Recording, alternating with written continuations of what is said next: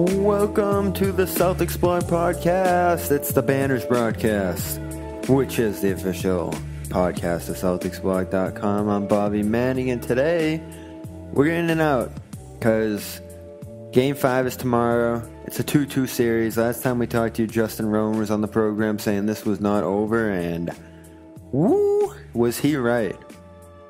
I'll give it to him. His series prediction was way off, but we saw this thing flip 180 in Cleveland to the point where I'll argue this. The Celtics were outcoached in Cleveland between the Tristan Thompson adjustment, the screens, how LeBron was taking advantage of them on those over and over again. And it drove me crazy how the Celtics went counter with bigger lineups. At least try it for extended periods of time when it was starting to show some success. Aaron Baynes, to me, had momentum plays in Game 4 to the point where he was on the free throw line after a nice offensive rebound and foul. It seemed like with Marcus Morris sitting on the sideline with 5 fouls that Stevens was ready to pull Baynes off the free throw line. Then shortly after, of course, he went in. It was a good second quarter stretch, too, where he switched on LeBron and held his own there. Now, a terrible stretch followed that we're going to talk about where Terry Rozier gets thrown off on a switch and he has to chase around Kyle Korver, the corner, make up a large distance after the Celtics try to get out of those switches on Rozier. They're in a very tough matchup place right now. Cleveland's role players are hitting. LeBron James has felt it out. We know that for a fact now. So we're going to try to figure this out. To me, this series is in the Cavaliers' hands now. There's so much more pressure on Boston after losing that 2-0 advantage, making this a series where they're going to have to win on their own home court.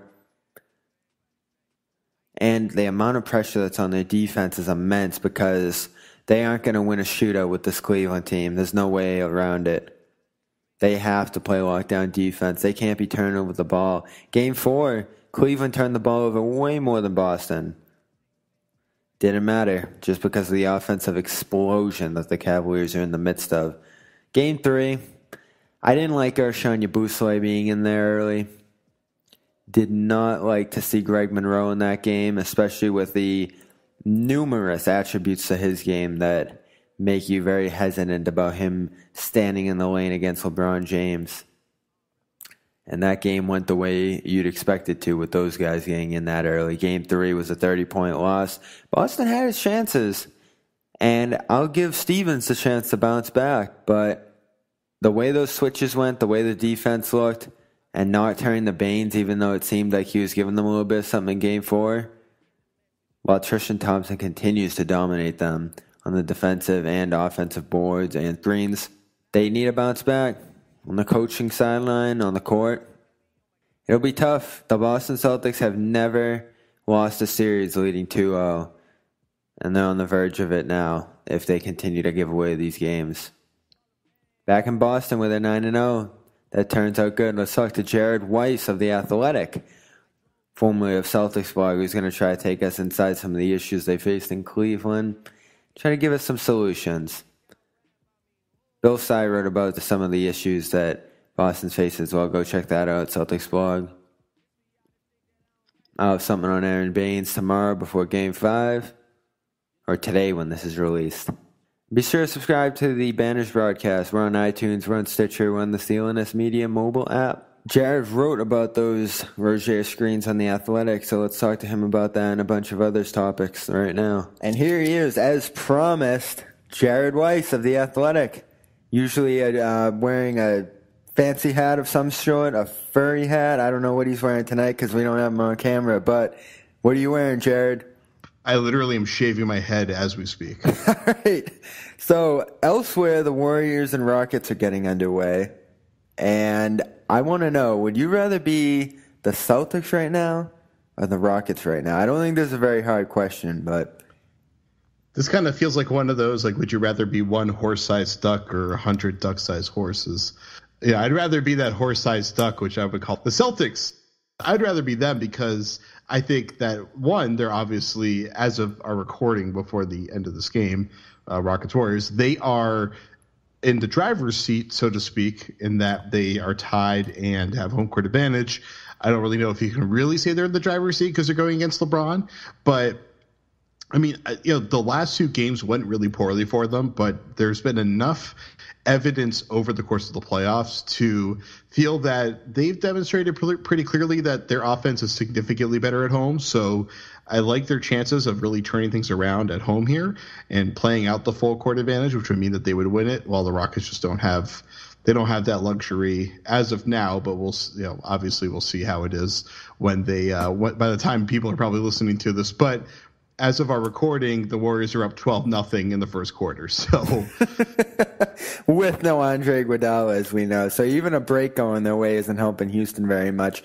I didn't think we'd be saying that coming into the playoffs, though. So I started off with that just to see how funny and weird this postseason has gone. Predictable, though. Even though the Warriors had plus odds to win it all this year, I probably should have taken that and paid off college. Now that gambling is legal, I think I could have cashed in on that one a little bit. But I'll ask you this. Have you ever seen Kyle Korver record 2 blocks in a game as he did in Game 4? Because that was the visual that I came away with just stunned out of Game 4. Because even though it wasn't the 30-point groping that Game 3 was, Game 4 was frustrating, to say the least, because I don't know how you feel about it, but I think Stevens got a little bit outcoached in Cleveland, just with the matchups, with the adjustments, and how Game 3 had gone, and the way it slipped into Game 4 with an even worse first quarter. To bring it back to the question I asked, have you seen Korver record 2 blocks in a game? Because I can't get off of that. I think if you ran a million NBA 2K simulations, I don't think Korver would record 2 blocks in a single one of those. He must be, I assume, I haven't played 2K in forever. I assume it's like a 0 to 99 rating system. Yep. He's probably a -1 in shot blocking. So that was amazing. Cleveland is showing that their defense can step up in ways that we didn't expect it to, that individual defenders have been stepping up in ways that was surprising. It's not surprising to see LeBron's intensity hit another level, see his awareness hit another level. But the fact that they got guys like Korver that are making some exciting individual playmaking stuff, I think that's really huge for them. Yeah, George Hill, too, has stepped up immensely. Jeff Green, not so much, but they definitely have more of a role player presence in Cleveland than it has been. Now, we're hearing all these different cliches thrown around. Maybe the cliches are true. Sometimes they are, but Boston's 1-6 on the road now. It hasn't gone well for them in most of the games. They've been blown out a handful of times between those 7 games now. Is it just young players on the road not executing the same way they do at home? Is it as simple as that, or is there more of a nuanced issue going on here? I think there's a nuance to the fact that Tristan Thompson's been really effective as a defender, and Cleveland, I think, they've been good in good in half court on offense, and that's been, I think, taking some of the rhythm out of the Celtics. So those things have hurt them. But really, I think a lot of it just comes down to that it looks like Rozier and Brown and occasionally Tatum are forcing it on offense. And they, Brad has said this a couple times in the last couple days, that they keep looking like they're trying to hit home runs every single time that they fail. The next time they're coming down and trying to hit a home run. And that's just kind of, it's a double whammy situation there. So considering that, and then going back to Thompson, he's done such a good job on Al Horford. Al Horford has not really been a playmaker in these last 2 games here, and their offense has really suffered because of it. He just hasn't seemed to have the comfort level or the freedom to move and be that playmaker and attack from the perimeter like he has. And obviously post-ups, he's been good against Kevin Love, but not against Thompson. So I would say that limiting Horford's freedom on the ball has probably increase the amount of kind of increase the pressure on the younger guys, and the younger guys have struggled to capitalize. Yeah, the distribution, whether it's Rozier, Smart, or Horford, hasn't been as crisp on the road. That's something I'd point to as well. And I did want to get into that Thompson Horford matchup, because I remember Ty Lue sitting in the garden just laughing and like patting himself on the back going into Game 2 at how easy of an adjustment throwing Thompson in there was going to be. And to his credit, it worked wonders, and that matchup continues to be a issue for Horford. We asked him about it at one of the practices, and he said Thompson being in there doesn't really change too much about how he approaches this, but it's clear that the numbers point to there being a little bit of a mismatch there in that matchup for Horford. Is it size? Is it physicality? Because I don't think we've seen anyone really have Horford's number the way Thompson seems to. I think it's both the fact that he has the physicality to really put pressure on Horford, and he's just such a menace on offensive rebounds that's probably just kind of created a little bit of a defeated mentality somewhat there. But you know what, Horford, he went 5 for 13 in Game 4, and he had 1 assist. The 1 assist, I think, is the most glaring part there. But I mean, if you just look at Horford's shots, like, first one was he was posting up Thompson, and he had to really bang with Thompson, ends up missing a layup that he probably should have hit. Then the second shot is he steps in from the top of the key, and he misses a 18-footer that wasn't really contested. Next shot, he's posting up Jeff Green and misses a turnaround shot. He had a couple finishes at the rim and then missed almost everything else that he took outside of the rim. So he just seems like he's a little bit out of rhythm, frankly, at least while he was out there in Cleveland. I mean, there was one play where he got a wide open 3 off of a pin down from Marcus Smart, and he missed that shot.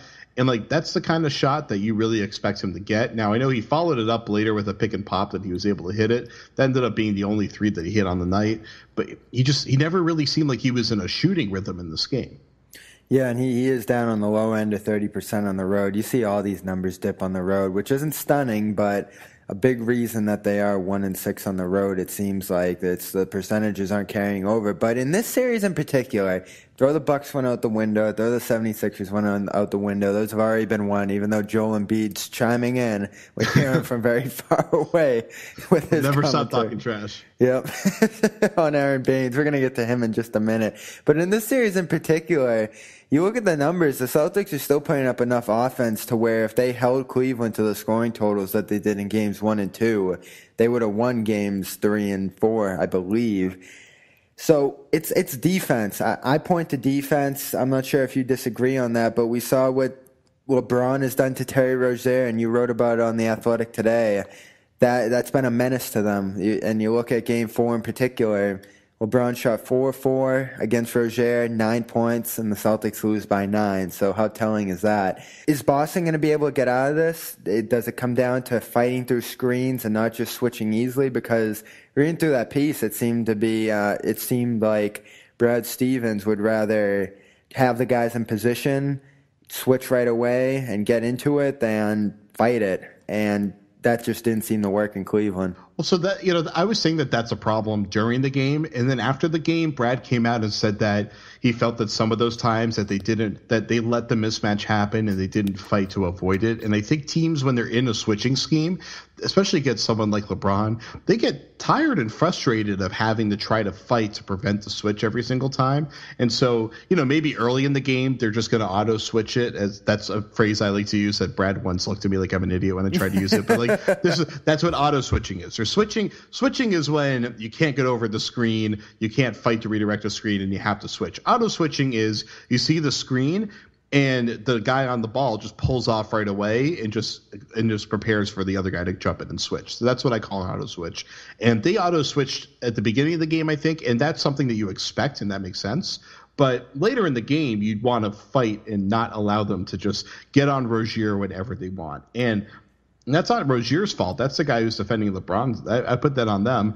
And Stevens admitted that he felt that they kind of let that happen a little too easily. And my feeling is that, you want to switch. You want to take a second to read to see if you have to switch or if you can try to go over or under the screen.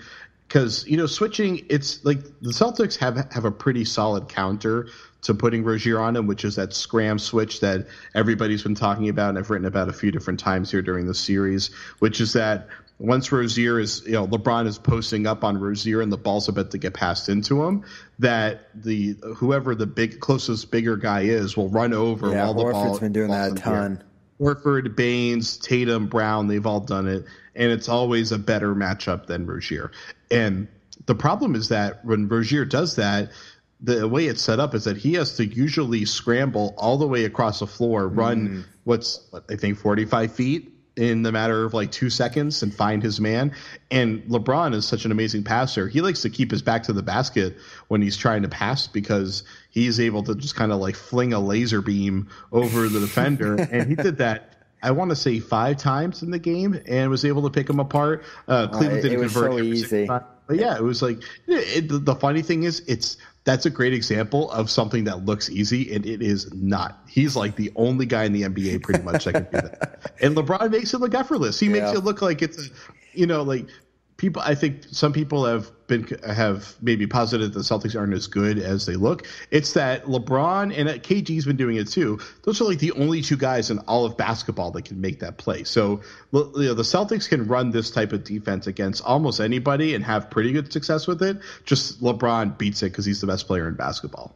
And Warriors are up 11 now, so cutting away a little bit. But, yeah, it does help to have a guy like Durant and LeBron on your team. We're seeing that. There was a really good video you put in your article, too, that exhibited that play perfectly. So people do have to go over there and check that out if they're trying to learn a little bit more about these basketball schemes. If the words aren't doing it for you, the writing might. So let's get to Aaron Baynes because maybe I'm crazy, maybe I'm out of my mind, but it seemed like when he was out there in Game 4, he was impacting the game. And Cleveland's throwing size at you. You would have, conventional wisdom would have told you that the Celtics maybe go big out of the gate in Game 4, if not Game 3, because things are working. Going into Game 3, stick with it. You lose by 30. Maybe adjust from there. I'm not smarter than Brad. I'm not going to pretend to be, but they lost the first quarter by more points than they did in Game 3, which is very telling to me. And Baynes is only a -1 in the game, which relative to Game 4 isn't too bad with how badly they lost again. Do they need more Baynes? Is he going to cut it for this series, or is he just not a great matchup for this and he's staying away? Because I know the numbers don't speak kindly of him and Horford in lineups together, but visually to me, it looks like it could help out a little bit on Thompson and the trouble Horford's having. Actually, correct me if I'm wrong. I thought that the numbers were actually good with those 2 together. I'm going to have to double check on this one, but I seem to remember last game, looking it up now, so Horford and Baynes, when they were on the floor together for 10 minutes, and the lineup was actually Horford, Baynes, Smart, Rozier. This is strictly Game 4? This is just Game 4. Yeah. And then Brown and Tatum was the 5th guy for half of each of those minutes. They actually outscored Cleveland 30-20. Mm-hmm. And their offense was really, really clicking there. Yeah, I'm speaking of the playoffs as a whole. I think they're about like -70 to 80, those Horford Baynes lineups. But I might be wrong about that. But yeah, in Game 4 it looked really good to me.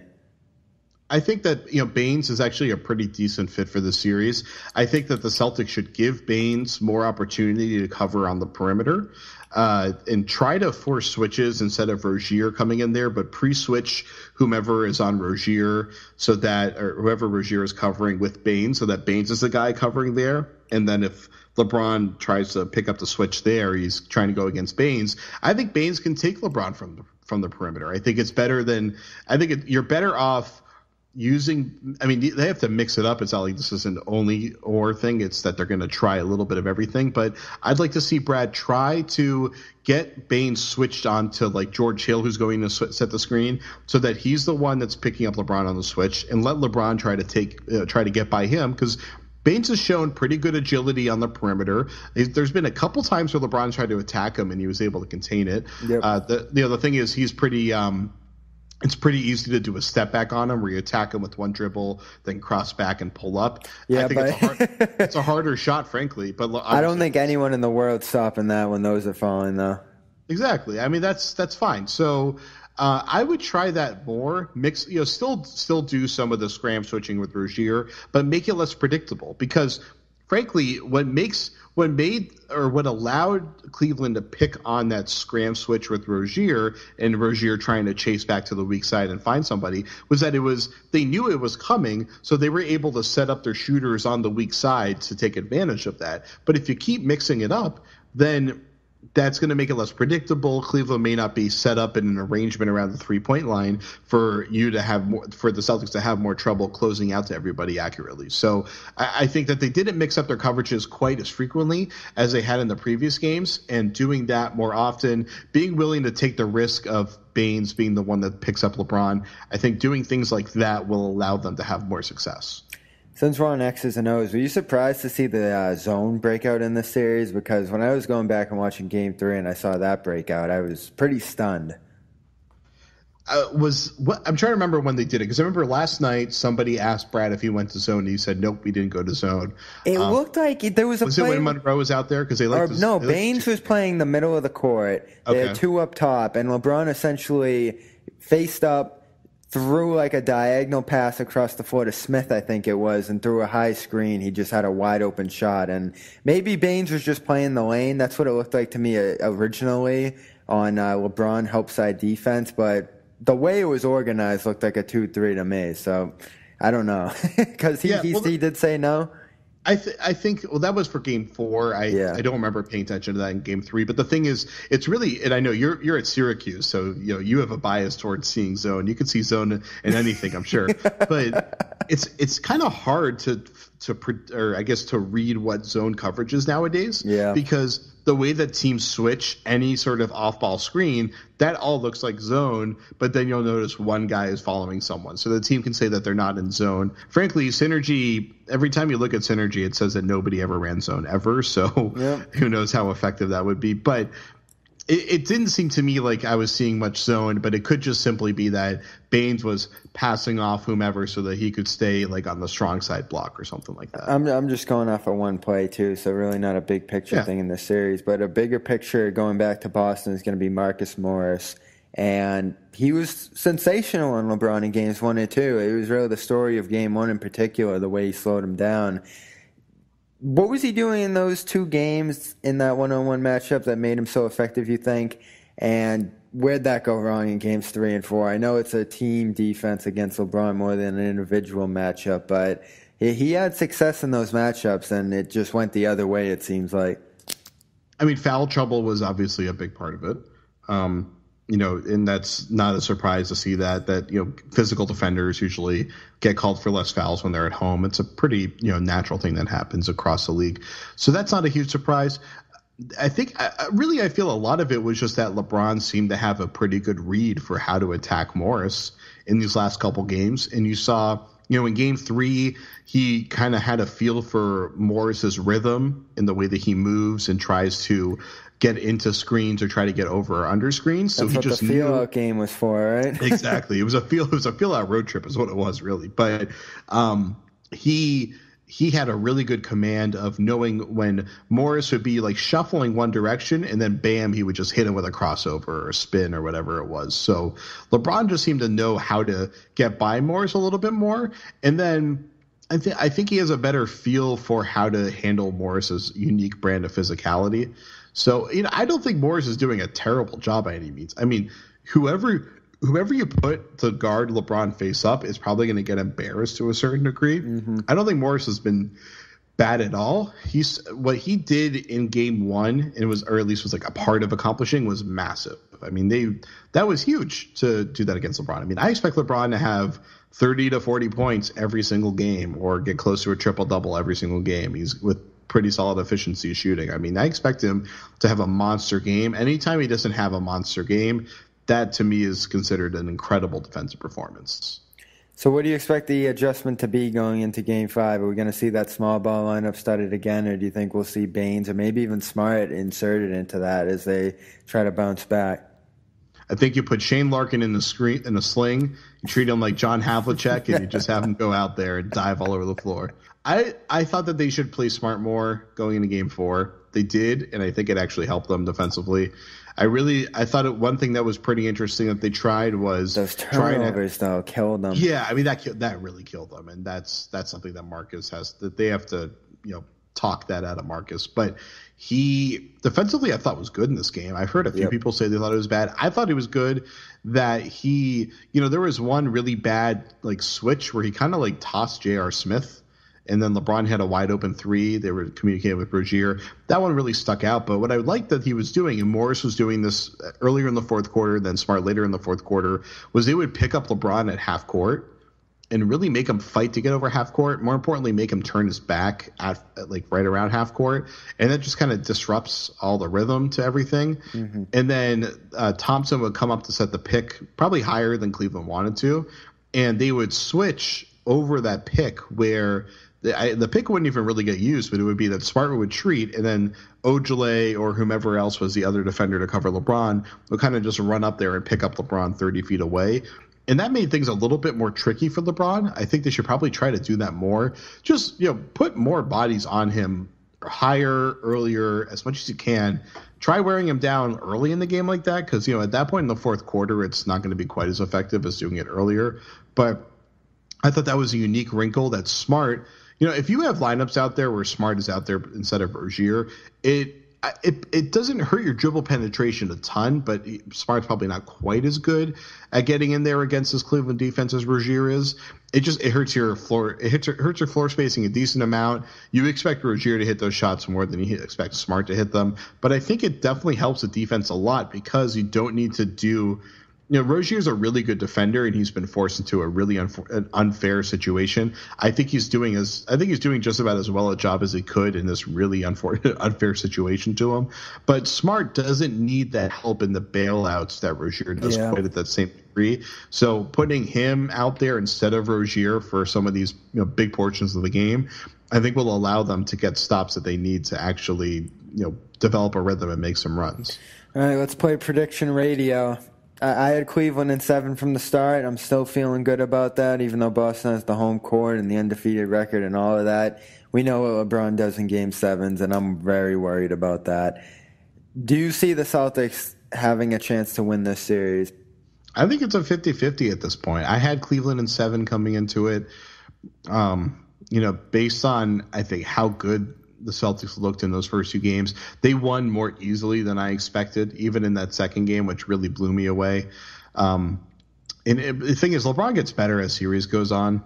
The more he gets a chance to get a feel for the opponent, the better and better he gets, which I think takes away the advantage. But that's why I'll say it's 50-50. The Celtics have proven to have a really good home court advantage so far. So I think LeBron is that difference maker in that Game 7 that he can even out that home court advantage. So I mean, if I'll stick with my pick, I guess, for now. I'll go with Cavs in 7 because that's what I picked originally. And so far, while things have been, I think, a little bit more polarizing or chaotic than expected, both teams are pretty even, and LeBron's been pretty amazing, and I guess that's where I generally saw the series going. I think we'll all be happy as long as it's not another 30-point game. That's Jared Weiss on his way out of here now. Thanks, Jared. It's good to hear from you as always. Check him out at The Athletic and dish out the dollars so we can get that whole Boston squad up and going now. Hey, it's only $3. Get everything that The Athletic has to offer. I was a subscriber before I started working for them, and I'm definitely still a subscriber now. That's 40 episodes of the Celtics Blog Podcast in the books. Can't thank you guys enough for all the support and listens, feedback, voicemails you've given us throughout the process. We're still figuring it out, almost a year in, but I think we're getting there. And I want to especially give a shout out to Justin Rowan, who's been with us throughout this Cavaliers Celtics series, and I'm sure we'll hear from him again once it's over. He's going through a tough time right now, so I'm pulling for him, even though we go back and forth like brothers and can never seem to agree on much. Always enjoy talking to him, especially on this show here. So hopefully he'll be good, back, and ready to roll after Game 6, which is probably when you're going to hear us. The series will either be over for better or for worse, but unlikely because we're probably getting a Game 7. So 2 more episodes before the season ends or the Celtics are on to the NBA Finals. Game 5 is pivotal. It's crucial. There's no need to expand on that. And that is where I'll leave it. I'm Bobby Manning. Thanks again, as always, for listening in. And check out CelticsBlog.com and CLNS Media for Game 5 coverage today, 8:30 at the TD Garden. Let's hope the Celtics bounce back after those 2 Cleveland games and prove me wrong again. Enjoy the game, everybody.